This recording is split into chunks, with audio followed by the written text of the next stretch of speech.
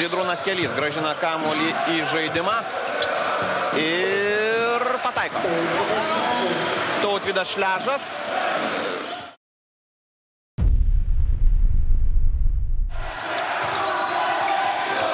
Bendžius. Kelys.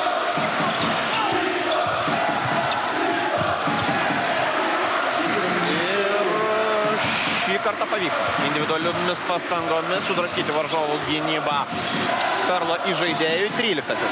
Žydrūno kelio tašką. Bendžius su kamuoliu. Iš 3 taškų zonos ir dar kartą kamuolys krepšyje. 80-70.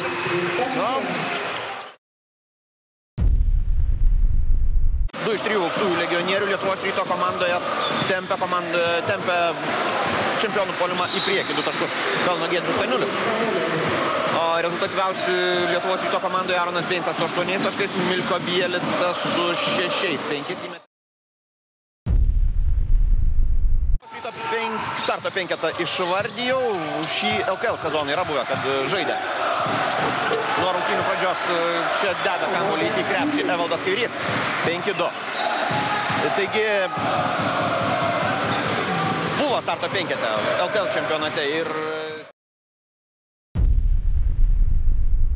varžovus per antrąją mačo pusę. Po 2 kėlinių komandą skyrė tik 9 taškai, o galutinis skirtumas 35. Tai yra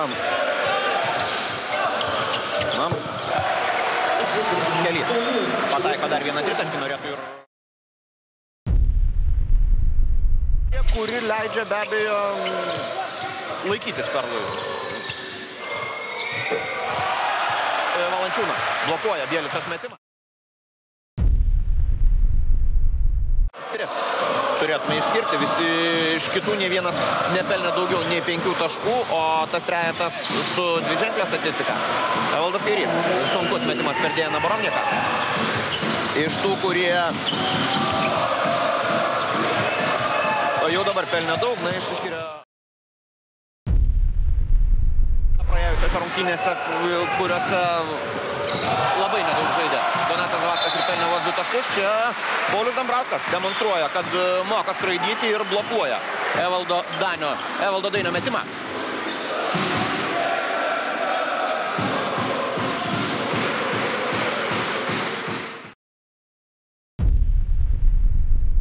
Kelys, Bendžius, Šležas, Staniulis, Kulvietis, toks penketas. Na, štai taip. Įspūdingas Tautvydo Šležo perdavimas. Jau senokai kalbama, kad sužaisti efektingai perduodamas kamuolį.